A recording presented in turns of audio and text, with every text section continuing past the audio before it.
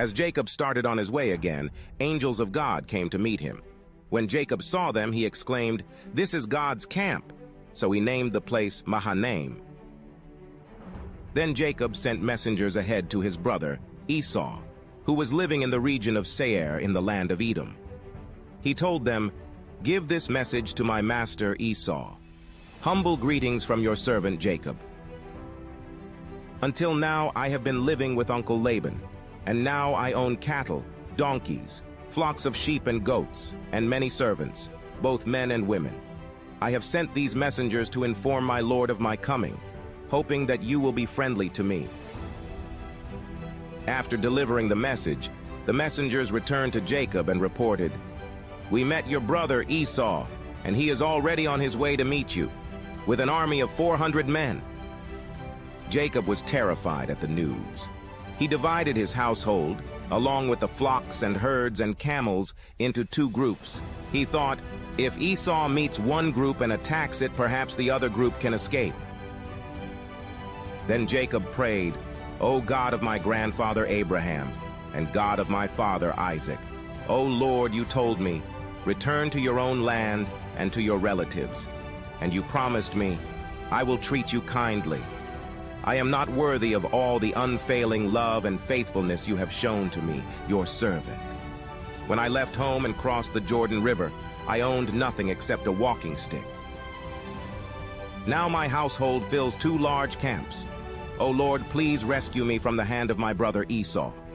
I am afraid that he is coming to attack me, along with my wives and children.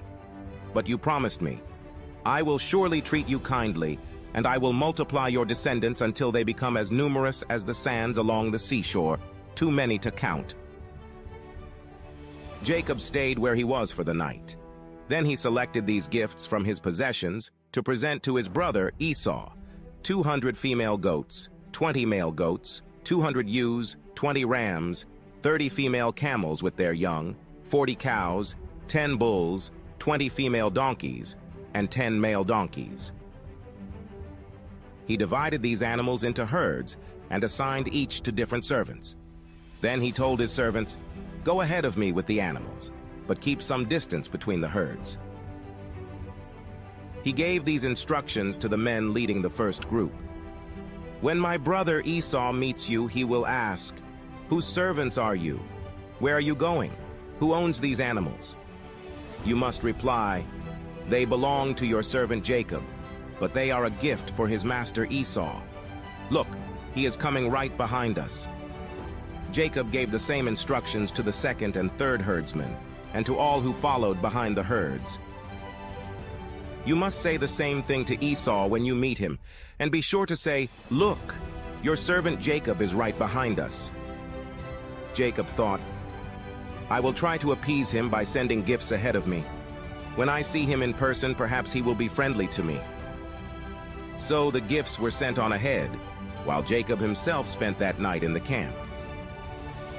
During the night, Jacob got up and took his 2 wives, his 2 servant wives, and his 11 sons, and crossed the Jabbok River with them. After taking them to the other side, he sent over all his possessions. This left Jacob all alone in the camp, and a man came and wrestled with him until the dawn began to break. When the man saw that he would not win the match, he touched Jacob's hip and wrenched it out of its socket.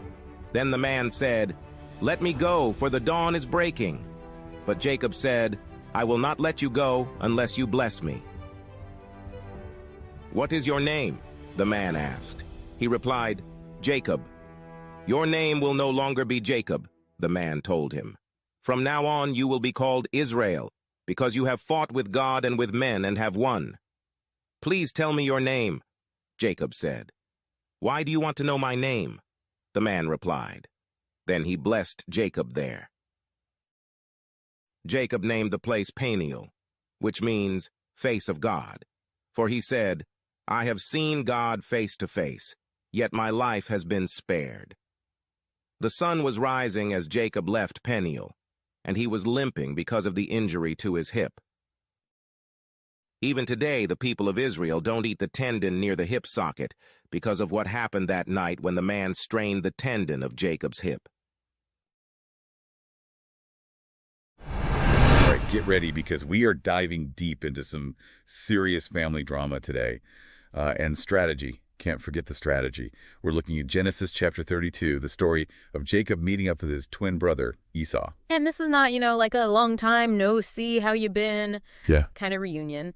Jacob and Esau, well, they have a past. Let's just say it involves some, shall we say, trickery and a stolen birthright. There's some bad blood there. Yeah, it makes your average family argument over, like, who gets the TV remote sound pretty insignificant, right? That's a huge deal, which is why Jacob left like 20 years ago. He's built a whole life for himself, but now he's going back and he knows he's got to face the music. And Esau. Oh, yeah. Can you imagine the anticipation, the anxiety? He's got to be thinking, what's going to happen? This isn't just, hey, brother, how you been? This is about survival. And that's where Jacob's strategic mind, that side of him really comes out, doesn't it? The text paints a picture of someone who is not leaving anything to chance. Like, first he sends messengers ahead. But these aren't just any messengers. Right. These messengers, they've got a carefully crafted message, almost like how would you put it? A preemptive attempt at diplomacy. Jacob's calling himself a servant, saying all the right things, highlighting his success. He's really trying to smooth things over with Esau before they even meet face to face. It's fascinating how he's like acknowledging that power dynamic. Yeah. Almost discouraging Esau from trying to take what he's built. Mm-hmm. Have you ever, like, in your own life, tried to smooth things over before a potential conflict? I know I have. Yeah, it's a pretty human response to uncertainty, right? But Jacob, he doesn't stop there. He actually goes a step further. He takes his whole camp, his family, his possessions, everyone, and he divides them into two groups. Okay, so not just sending out good vibes. He's got an actual plan in case things go wrong. Uh-huh. And then there's the gift. I mean, this isn't just a little something he picked up along the way. We're talking about hundreds of goats, sheep, camels, the whole 9 yards. It's a lot. It's almost excessive, wouldn't you say? It's like he's saying, look at all this. It's not even worth fighting over. You'd think with all this planning, Jacob would be feeling pretty good about the situation. But the story takes a turn. We see a side of Jacob we don't usually associate with, strategic masterminds. It's true. Even with all his maneuvering, we see Jacob wrestling with something else, something deep down that all the planning in the world can't really touch his faith. Yeah, and he doesn't try to hide it, Yeah.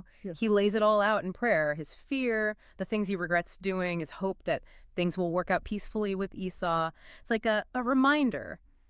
Even when you're capable, when you've got it all figured out, we still need something bigger than us. Right. It's that human side of him. That's why we still connect with this story, after all this time. You wouldn't think someone as strategic as Jacob would be afraid, but when he prays, you realize he's just like us, dealing with the same emotions we all feel when we're facing something hard. Exactly. And this is where things get really interesting. So Jacob's alone, right? And then, out of nowhere, he's wrestling with someone, this mysterious figure, and it goes on all night. Whoa, hold on. You're reading this ancient text, and suddenly, bam, it's like an action movie. Who is this guy? What's this all about? Well, that's part of what makes it so powerful, right? The mystery. But as you read on, it becomes clear, this is no ordinary opponent. Jacob, he's wrestling with God. Wow. Talk about taking your problems to the top. Yeah. But it's not like a quiet conversation, is it? This is a full-on struggle. It is. And it changes him, not just, emotionally, but physically, too. He walks away with a limp, a reminder of that night. But even bigger, his name is changed to Israel. He wrestles with God. That's what it means. So now it's like this struggle, this whole wrestling with faith thing, becomes part of who he is. Makes you think about those moments in our own lives, the things we go through that really change us. Totally. We all have those moments, right? When we're unsure, when we're wrestling with the unknown, maybe even with our faith. But the real question is, what do we do with it? What do we take away from those experiences? It really makes you think, doesn't it? It's like, this isn't just some story about a guy a long time ago. It's like we see ourselves in Jacob. Mm-hmm. We all have those moments when we're wrestling with something.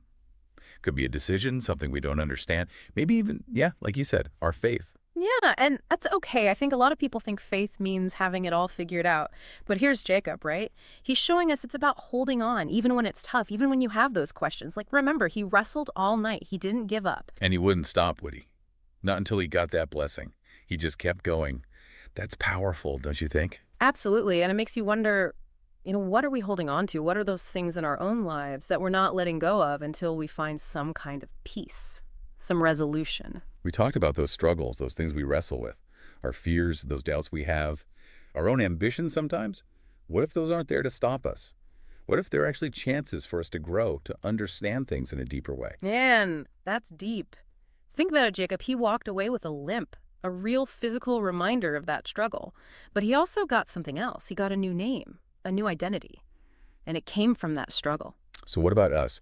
What will we take from the things we struggle with? What will shape us? What will our story be?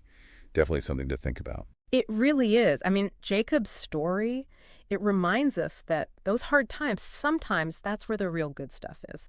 And even when we feel like we're wrestling in the dark, alone, we're not. Well said. Thanks for taking this deep dive with us. We'll be back next time with another episode.